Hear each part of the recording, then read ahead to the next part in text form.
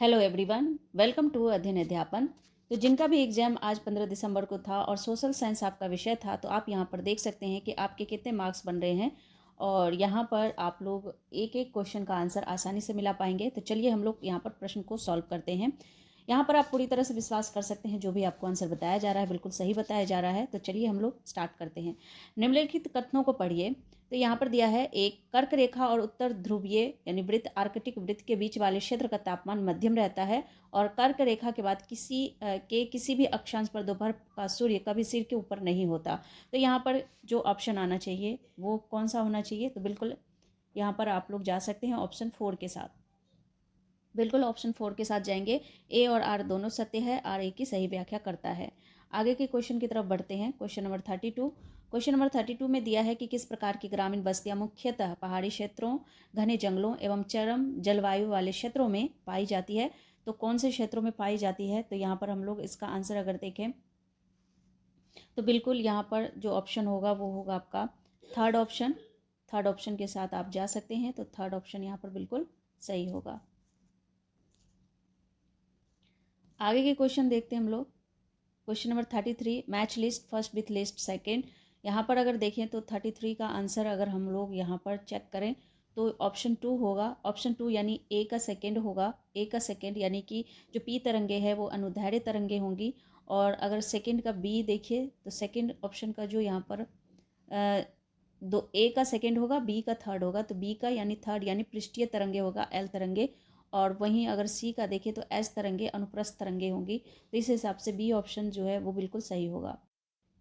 Question number 34 देखिए। Question number 34 में दिया गया है, भूगोल कक्षा में निम्नलिखित में से किन अवधारणाओं को मानचित्र पर चित्रित किया जा सकता है? तो यहाँ पर देखिए अगर ऑप्शन को देखें तो यहाँ पर ऑप्शन हो जाएगा आपका क्या, ए विश्व के महासागरीय बेसिन और जिब्राल्टर जल संधि। उसके अलावा जो आपका ऑप्शन हो जाएगा जुलाई माह में वर्षा, दिल्ली का वायुमंडल। ये सी ऑप्शन गलत हो जाएगा। तो इस हिसाब से आपका ऑप्शन जो है वो सेकंड बिल्कुल सही है। 34 का सेकंड होगा। 35 की तरफ बढ़ते हैं। तो 35 क्वेश्चन दिया गया है कि निम्नलिखित में से कौन सा कथन स्थल मंडल के बारे में सही है? स्थल मंडल के बारे में पूछा गया है। तो थर्ड ऑप्शन होगा, यह हमें वन पशुओं को चरने के लिए घास स्थल, कृषि व मानव बस्तियों के लिए भूमि प्रदान करता है। तो 35 का 3 जो ऑप्शन है वो बिल्कुल आपके लिए सही होगा। नेक्स्ट क्वेश्चन की तरफ बढ़ते हैं। Question number 36। क्वेश्चन नंबर 36 देखिए। इसमें दिया गया है कि निम्नलिखित कथनों को पढ़िए और इसमें बताया गया है, पहले कथन में देखिए गर्म वायु हमेशा ऊपर उठती है और गर्म वायु सघन होती है। तो यहाँ पर अगर 36 का आंसर देखें तो ऑप्शन सेकंड जो है ए सही है, लेकिन आर गलत है। तो ए जो कह रहा है गर्म वायु हमेशा ऊपर उठती है तो ये बिल्कुल सही है, लेकिन गर्म वायु सघन होती है ये गलत है। तो इस हिसाब से आपका सेकेंड ऑप्शन सही होगा। 37 क्वेश्चन की तरफ बढ़े तो यातायात के साधन के रूप में सड़क मार्ग के बारे में निम्नलिखित में से कौन सा कथन गलत है? यहाँ पर गलत पूछा गया है तो आपको यहाँ पर आंसर भी गलत में ही देना होगा कि लंबी दूरी पर भारी सामान ले जाने के लिए सड़क मार्ग सबसे सस्ता साधन है। तो ये आपका यहाँ पर जो है बिल्कुल सही होगा। 38 की तरफ अगर बढ़े तो 38 क्वेश्चन का ऑप्शन क्या होना चाहिए? तो विश्व की 1/4 विद्युत का उत्पादन किस संसाधन द्वारा होता है? तो नाभिकीय शक्ति द्वारा होता है। 37 का 3 आप लगा सकते हैं। 38 का 3। इसके बाद नेक्स्ट क्वेश्चन की तरफ बढ़ें। 39 में फिर से आपको कथन को पढ़ना है और यहाँ पर पहला दिया है, पिट्सबर्ग एक समय में संयुक्त राज्य अमेरिका का महत्वपूर्ण इस्पात शहर था। पिट्सबर्ग में लौह अयस्क प्रचुर मात्रा में उपलब्ध था तथा कोयला मिनेसोटा की खदानों से आता था। अब देखिए 39 का आंसर यहाँ पर हो जाएगा 4, यानी ए आर दोनों सत्य है और ए आर की सही व्याख्या है। तो ये दोनों जो है आपके कथन वो बिल्कुल सही है। इसके बाद अगर हम 40 क्वेश्चन की तरफ बढ़े तो 40 क्वेश्चन बिल्कुल यहाँ पर देख सकते हैं। नीचे दिए गए कथनों के आधार पर सही फसल का चयन कीजिए। अब देखिए 40 क्वेश्चन को ना आप देख सकते हैं, यहाँ पर जो ऑप्शन दिया है उस हिसाब से यहाँ पर जो आपका ऑप्शन हो जाएगा, पहला हो जाएगा झूठ। यहाँ पर पहले ऑप्शन के साथ जाएंगे। इसके बाद देखिए 41 क्वेश्चन की तरफ बढ़े तो 41 में दिया गया है कि निम्नलिखित में से किस धर्म में अंबेडकर अपने उत्तरकालीन जीवन में धर्मांतरित हो गए थे? तो ये बौद्ध धर्म था। तो पहला ऑप्शन यहाँ पर सही होगा।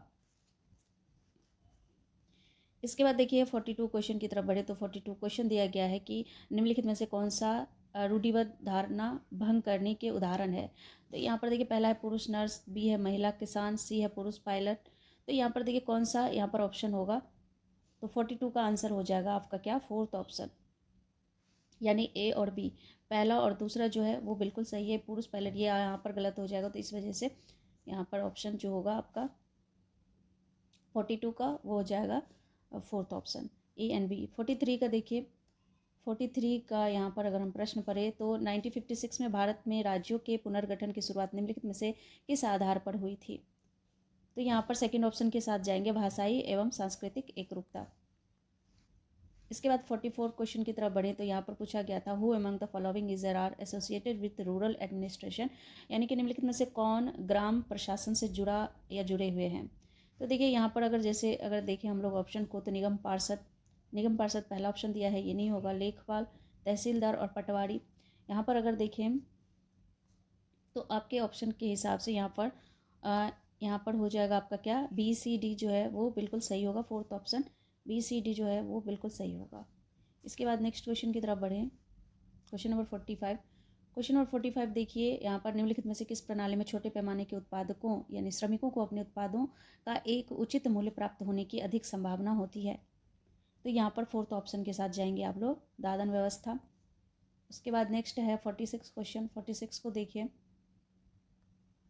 शहरी आजीविका के संदर्भ में निम्नलिखित में से कौन सा कथन सत्य है?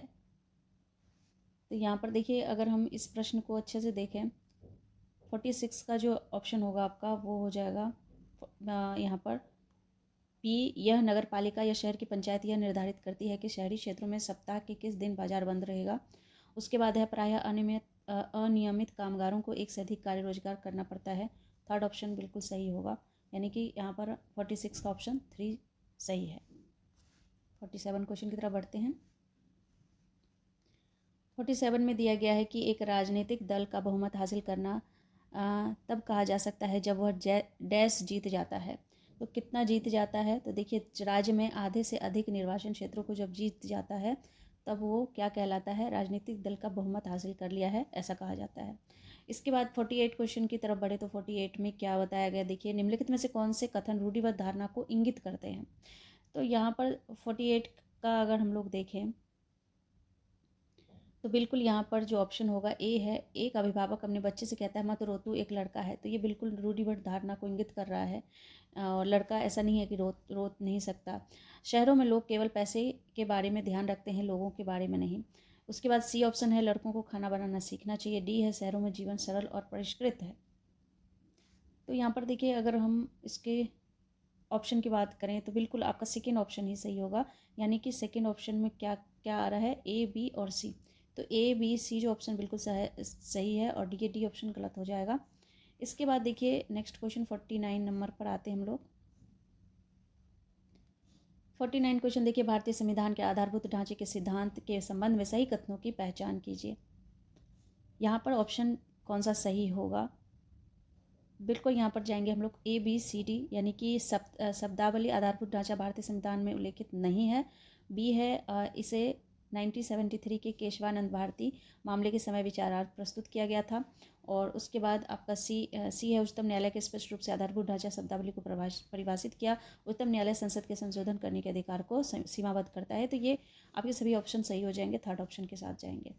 इसके बाद देखिए 50 क्वेश्चन अगर हम देखें तो यहाँ पर 50 क्वेश्चन में निम्नलिखित में से कौन सी जिम्मेदारियाँ केंद्र सरकार के अंतर्गत आती है? बहुत ही ईजी क्वेश्चन पूछा गया था।